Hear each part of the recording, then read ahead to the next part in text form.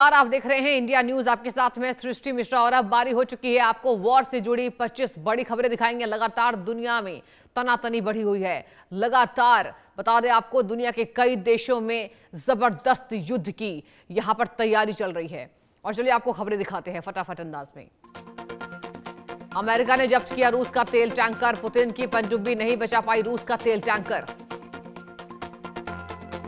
Marinera और Sophia जहाज को किया गया जब्त। मैरिनेरा रूस तो सोफिया पनामा देश का बताया जा रहा है जहाज। वेनेजुएला से तेल लेने जा रहा था रूसी टैंकर। चीन या दूसरे देशों को पहुंचाने की थी कोशिश। जहाज की सुरक्षा के लिए पुतिन ने उतारी थी सबमरीन।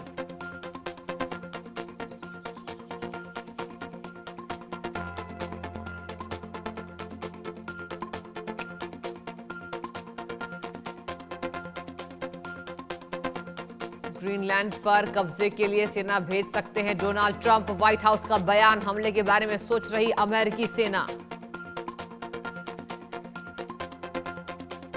राष्ट्रपति डोनाल्ड ट्रंप का दावा, अमेरिका को 3 करोड़ से 5 करोड़ बैरल हाई क्वालिटी तेल देगी वेनेजुएला की अंतरिम सरकार। बाजार मूल्य पर बेचा जाएगा तेल।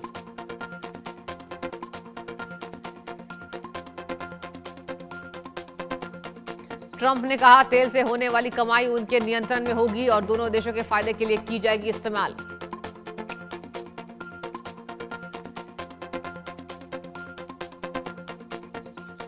ट्रंप ने ऊर्जा मंत्री क्रिस राइट को तुरंत प्लान लागू करने का दिया आदेश। स्टोरेज शिप से अमेरिका ले जाया जाएगा तेल। अमेरिका अनलोडिंग डॉक पर उतरेगी तेल।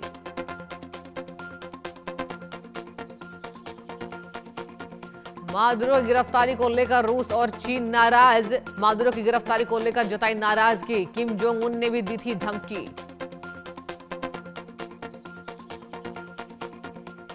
अमेरिकी राष्ट्रपति डोनाल्ड ट्रंप की वेनेजुएला को फिर धमकी। अंतरिम सरकार से कहा, चीन, रूस, ईरान और क्यूबा के साथ खत्म करे व्यापार।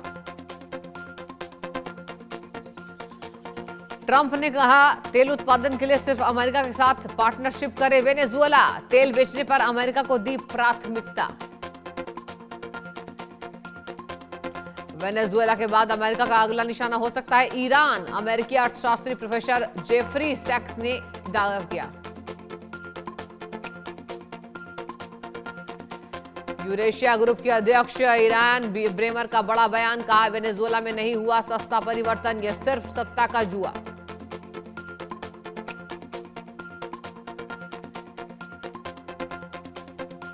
राष्ट्रपति डोनाल्ड ट्रंप की सलाहकार फियोना हिल का बड़ा खुलासा। कहा, 8 साल पहले वेनेजुएला के बदले पुतिन ने मांगा था यूक्रेन।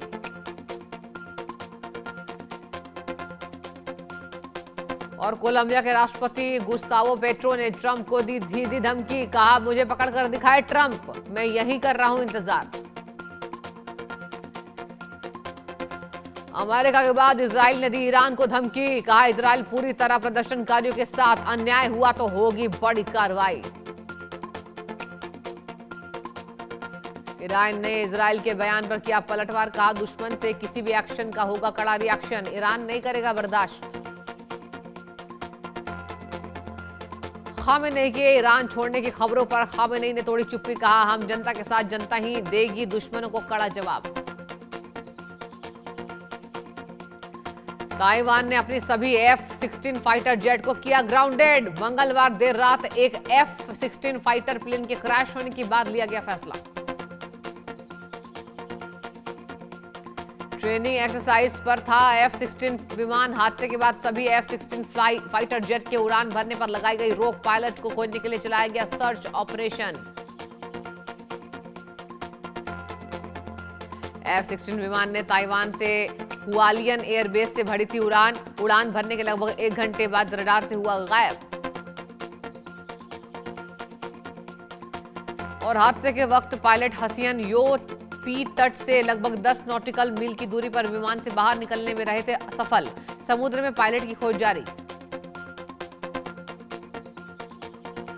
पाकिस्तान के आतंकी संगठन से नजदीकी। पाकिस्तान में हुई हमास लश्कर की बैठक। हमास और लश्कर तैयबा के बड़े नेता शामिल हुए।